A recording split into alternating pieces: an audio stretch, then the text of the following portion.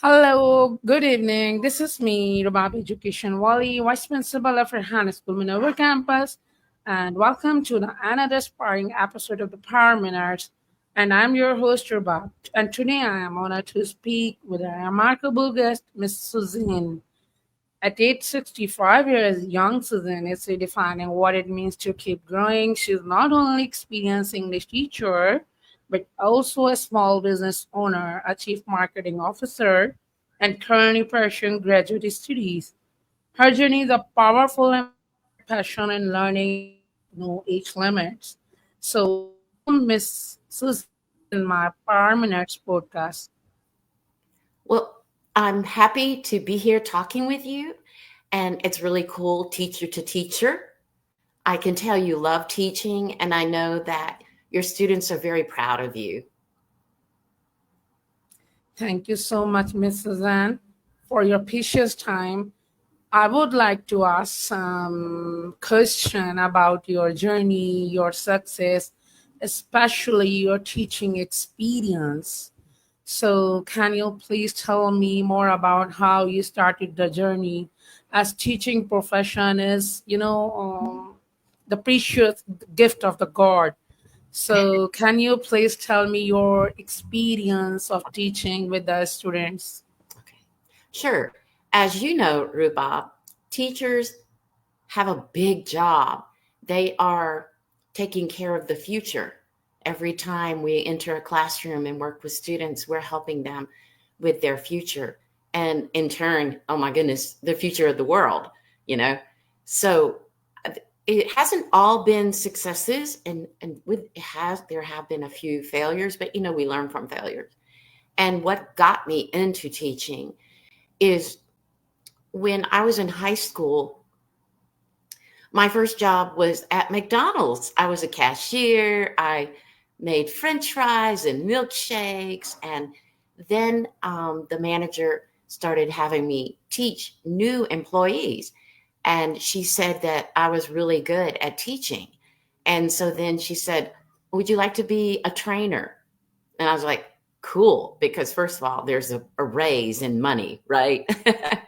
So that was my first experience being paid to teach.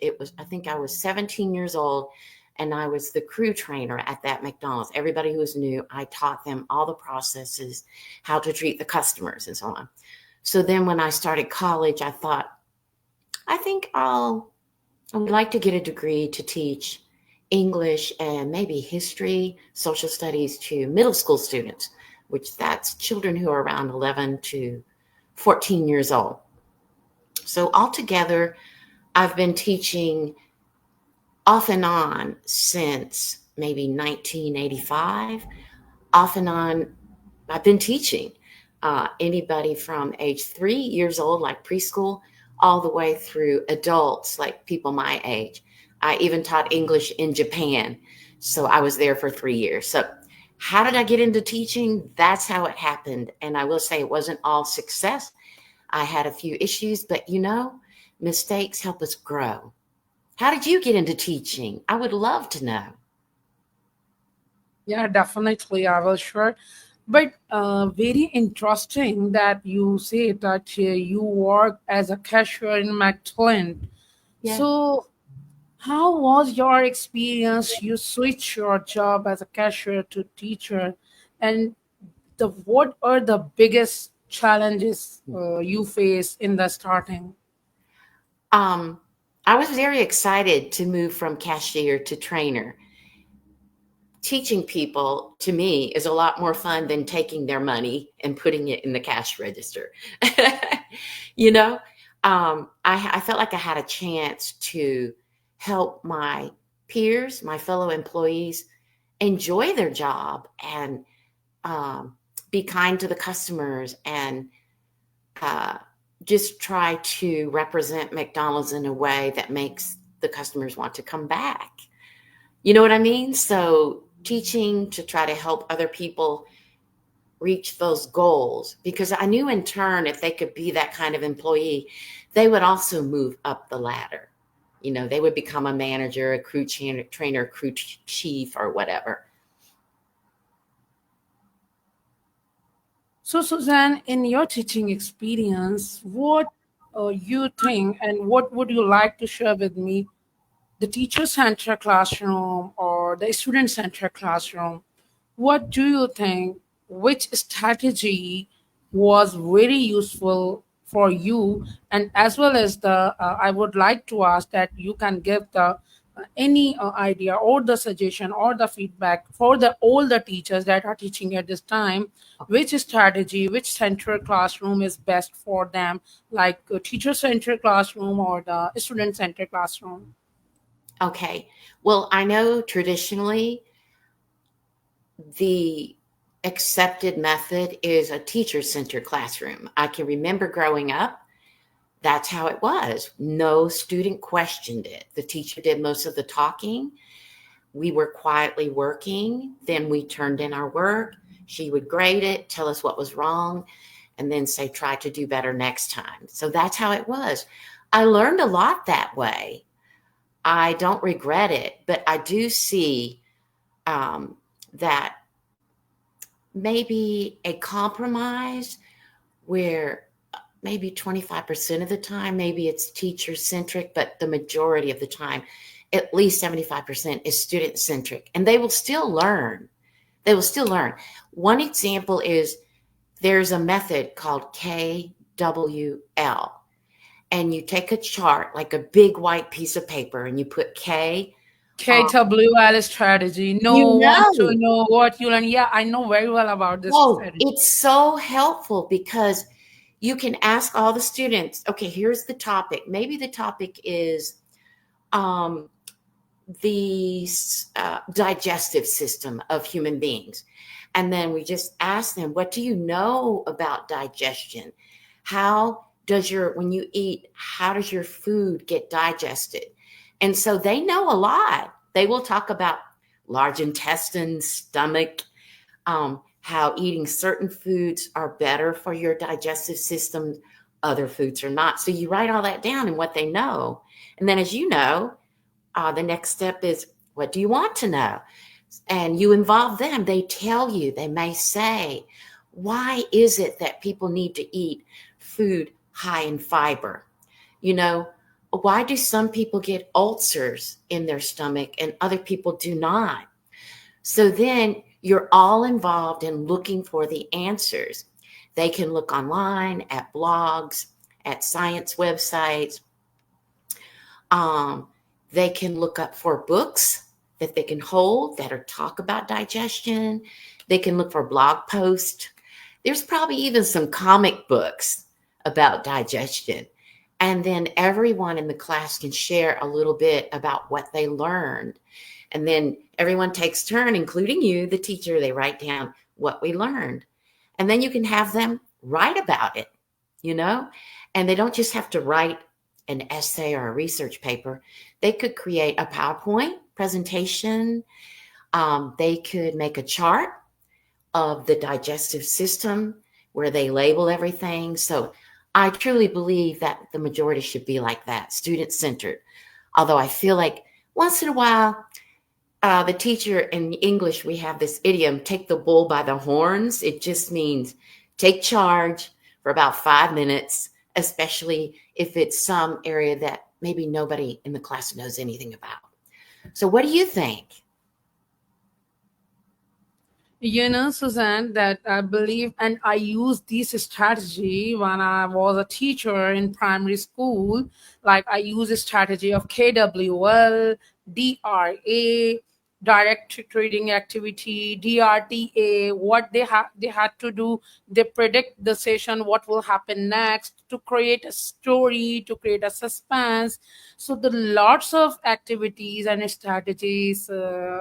I did with my student when I was in conventional school system. Yeah, And, that's and I wonderful. yeah, I believe that the student centered classroom is better than a teacher centered classroom. Hmm. But you know, Suzanne, in the conventional school, mostly conventional school system, they focus on the teacher centered classroom rather than student. But in the Han school system, this is the beauty of our school curriculum. We must focus and always focus student centered classroom, Right. as we don't have teachers in the school. right? Mhm. Because then in the future, when they get a job, most jobs in 2025 and in the future do not need people who don't actively participate in the workplace. They need people who will think out of the box, be confident, not afraid, be team players, work with each other, and not to expect to be, I'm the boss, you will do what I tell you to do. So we started the way we teach to help them in the new world of work. And also, I believe that before joining the Han school system, I always like I am a teacher. I just know each and everything. But after just joining Rehan school, now I think that I am zero. I have to learn from my students. They Yes, have they have more knowledge because they are working on AI. And I think that now AI or ChatGPT is our teacher. Lots yes, of information which you don't. I think that I don't have this knowledge. The ChatGPT is our teacher. So this is my belief. But after the joining Rehana school system, I learned this thing, and I proudly says that the age of the student of 8 years, 9 years, 10 years, they all are my teachers. yes. We all teach each other. We learn together. Hmm. I agree. So, is there any memory that from your teaching career that you enjoyed the most in your teaching time with your students and teachers? Would you like to share with us? Let's see.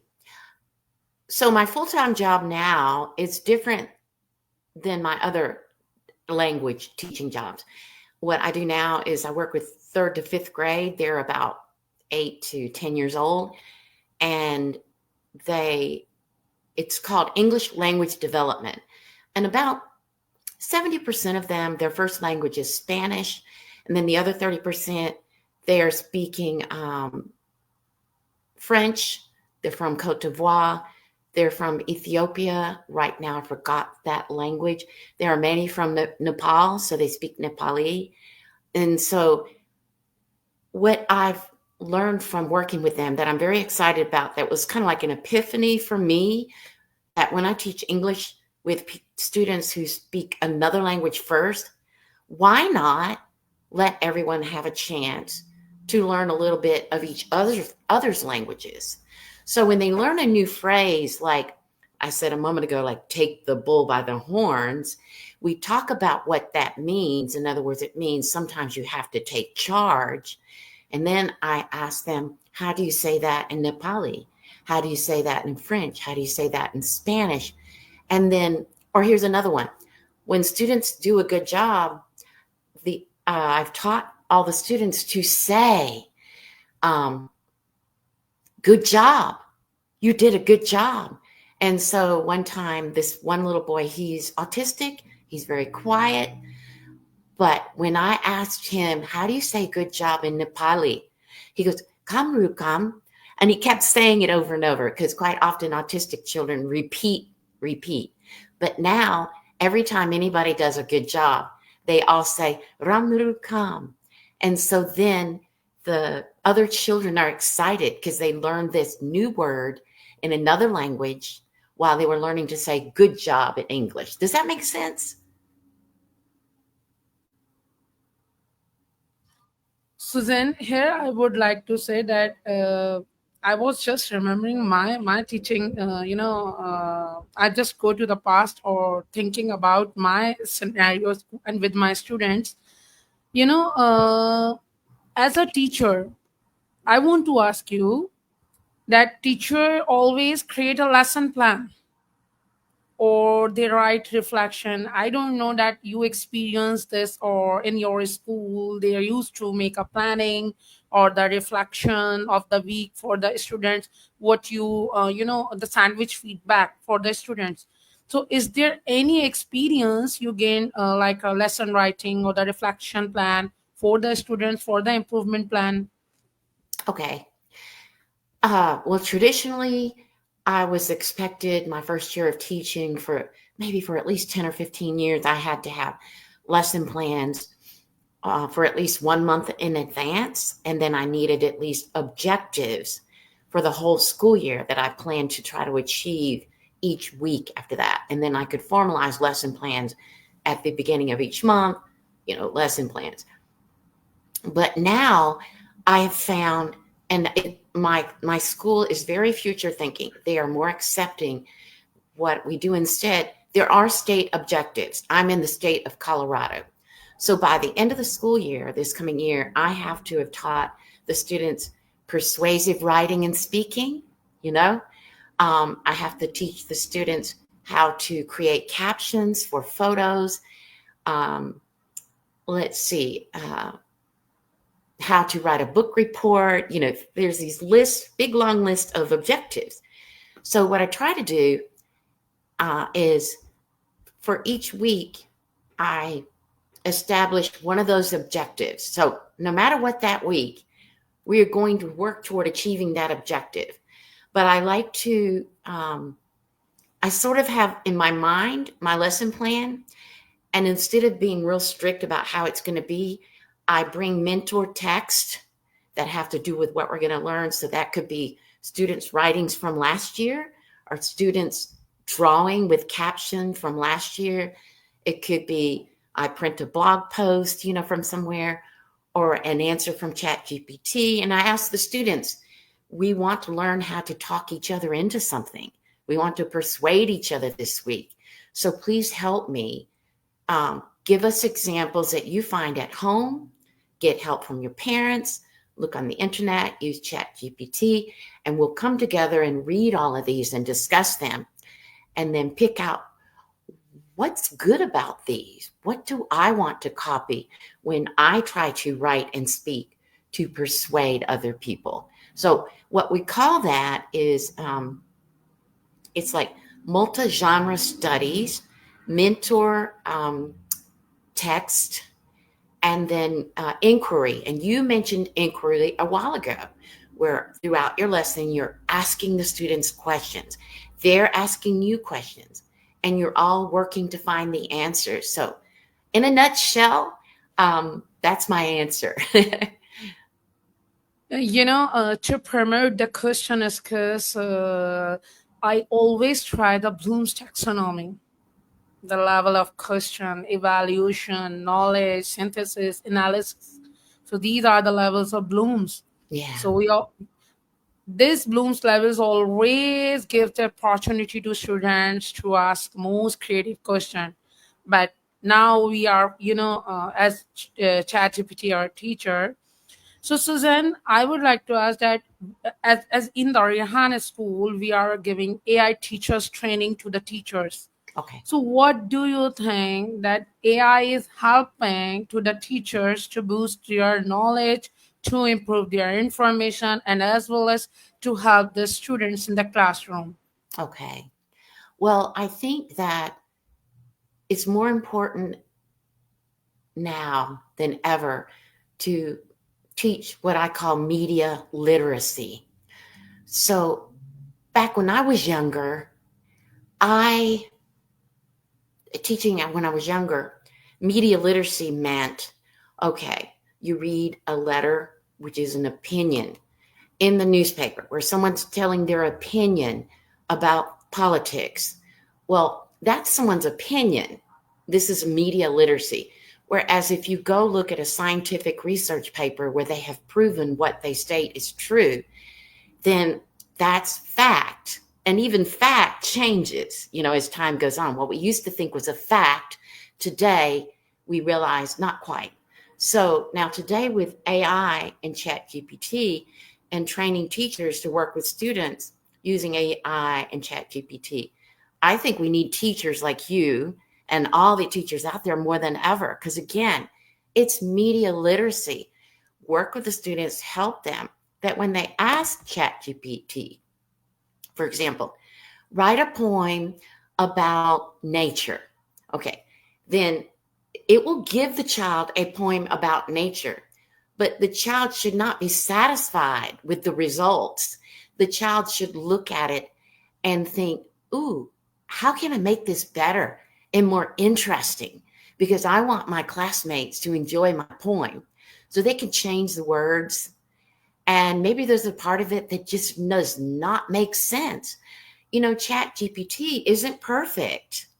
So our brains and our ability to reason still are very important. And that's where I think you and I, as teachers, should help students always to find the difference between fact and opinion, and to build upon what Chat GPT gives us. Does that make sense to you? After joining the Rehan school system, I am just only totally using ChatGPT in my every task, in Yeah. my everything. Because whenever we are giving prompt, it's also the thinking process. How can we improve, and as well as our they always give different prompt to the how can I make interesting, how can I add this, how can I delete this. So they are also using their brain and their thinking skills to make their project best. Right. Suzanne, here is Jasmine Patel, Pakistan Wali, and she is asking to you. There is a comment that I would like to share. She's saying, Suzanne, I'm not sure if you remember me, but Rehan connected us together 4 years ago. I tried finding you on Facebook, but I couldn't. So Mm. Jasmine Patel is, want to meet you, want to do podcast with you. Yeah. So, Jasmine Patel, if you are watching my video, so I have shared your comment with Miss Suzanne. Mm. Well, I just want to say to Jasmine that I do remember you. And I have this problem. I'm connected to 5,000 people on Facebook, and Facebook doesn't allow more than 5,000 people. And I don't want to delete anybody. I don't do that, if you know what I mean. So I hope that sometime in the future, I know July is a very busy month for me for school workshops, traveling with my family, and things like that. But the first couple of weeks of August, I won't be as busy. So if maybe if Miss Rubab can connect you and me on a Facebook Messenger conversation, see, then I can plan something with you in August. Okay? So, I hope so, Miss Jasmine Patel, that you received your response from Miss Suzanne. So, we will, inshallah, I will try to connect with Miss Suzanne on the maybe Facebook. She's not on LinkedIn, but on the Facebook. Sounds good. All right. So, Miss Suzanne, can you tell me about the fixed mindset or the growth mindset? What do you think? Which one is the more best option for the personal growth and mindset? Okay, fixed versus broad.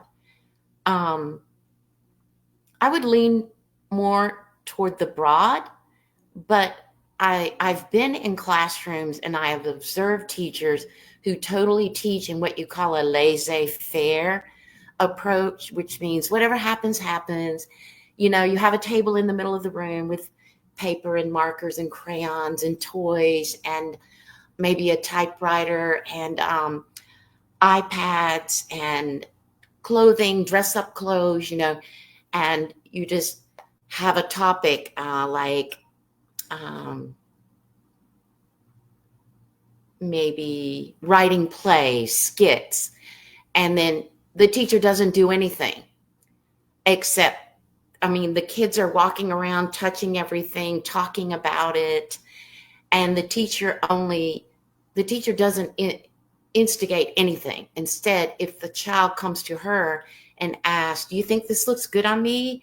Would this be good for me to wear in the play that I want to write? So what I'm trying to say is that's a totally broad way to teach. Very laissez-faire. And laissez-faire is a French word that just means whatever happens, happens, And I can see where a lot of good can happen with that teaching approach. But I think that the teacher, even in that approach, needs to be a little more active. Don't just wait. Mix with the kids, collaborate, whatever they're grabbing. Like the little girl said, would this look good? This is the kind of character I want to be. And then I might say to another student, this is the kind of character she wants to be. What kind of a story could she tell with her player's skit? So I would be really strongly being involved sort of like a mentor, demonstrating how to stay on task and help everyone to achieve writing their own skit, their own play, about dressing up and all that stuff, you know. So the last part is sort of a fixed infusion, you know. So what, I don't know. Sometimes some teachers feel very uncomfortable in broad approach. And I understand, you know, they can maybe slowly integrate with like the inquiry questions you were saying. Start off by asking the questions, students like what? And where do you want it to happen? And how will it happen? And, you know, in the end, why do you want it to happen that way? What's your goal? Why? So do you feel better about fixed, broad, or a combination? I believe that growth mindset is better than fixed mindset, Yeah, because a growth mindset is doing out of the box, out of the thing. yeah, But whenever we are doing on the fixed mindset, so we can just lost our ability to do more something new, or can bring the something new idea. But growth mindset has flexibility to do something more and bring new ideas, and then do something with creativity. yes, yes. We don't want to lose out on any opportunities, and that broader way of teaching helps us to, um, you know, capitalize, to learn from each other, because I've discovered over and over while teaching, I don't know everything. Sometimes the students know more about something than I know, and I don't need to be so shallow as to get upset about that. Welcome it. Oh my goodness, you know, let's teach each other. You know, Suzanne, I have 14-year experience in teaching. But when I joined Hannah School, but in the artificial intelligence education, I thought that at the time before the 6 month, I was zero. And I just give this responsibility to my students in Hannah School, that you are my teacher. Now you can teach me what you learn, like usage of ChatGPT, coding AI, Yeah. graphics, editing, the lots of things. Yes. Absolutely. Yes. You made me think, I know we're coming probably close to finishing, but you made me think of when I first discovered HTML. Now, that was in maybe the early 90s, and I started showing students how they could look at the source code of any website. They could copy it out, put it into, I think it was Microsoft Front Page at that time, and then just change all the code. So they're not stealing, they're not plagiarizing, they're changing the information that they want to provide, but they're following that pattern. Then I started noticing that they were teaching me from that HTML code things that they discovered, and they would teach each other. So that's an example. Embrace new technologies, uh, and let the students teach each other. And but also, like I said a while ago, there's nothing wrong with questioning chat GPT results, or even questioning letting AI take complete charge of our learning. Like, we still have brains and we can question, you know. Yeah. So, in the end, I would just like to know, as you are doing into your podcast with your Hannah School students and as well as a team member, so how's your experience? And as well, my one of my student, Aisha Zedi, is doing internship with me. So, I would like to know your feedback. Is there any feedback for the improvement, or any sandwich feedback would you like to share with me and as well as my student? Okay. Well, Aisha and I think the other girl's name is Maliha. They were both very young. One is 11 and one is 15 or 16. And I think that letting them interview strangers is good, because it helps them to see that they're more connected with people from all over the world, and they have a chance to speak with people of all ages with all kinds of background experience. Um, they can interact and share in their interview their own knowledge as young as they are, like we're talking about how we teach in the classroom. And I think that the interviews are wonderful and they seem very confident. I told both of them, you're so young and you seem so confident and like you know you can accomplish anything. And that's a great attitude. So some of my ideas would be like maybe have some other kinds of recorded talks. For example, maybe the student can pick a topic and maybe together with this person that they're sort of interviewing, but instead of just asking them questions about their life, get that person to help them accomplish something.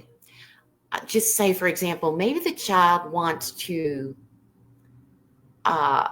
learn more about cooking American food, or the child wants to teach about cooking Pakistani food. See? So maybe they could have a discussion. The American could discuss the best way to make a cheeseburger or different ways to make pizza. And then the American person or the person from the other country could ask the young person, well, I've heard that nihari is really delicious. How do you make it? Can you show me? So maybe some kind of active recorded talks. It could be like that. It could be a discussion about a comparison of the weather in Pakistan, whereas the weather here, say in Colorado, and then discuss what makes the weather. Why do we have rain? Why do we have snow?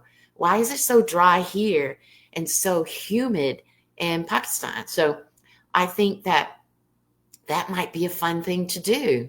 Pick topics, things to accomplish in 30 minutes, and record. What do you think? Yes, this is a great suggestion that they can discuss on any journal topics. Yeah, it'd be fun. Yeah, it's really great. Thank you so much for your valuable feedback. So, Miss Suzanne, in the last, I would like to say that my students and as well as my team will connect you for more podcasts, for more interview, and for more information.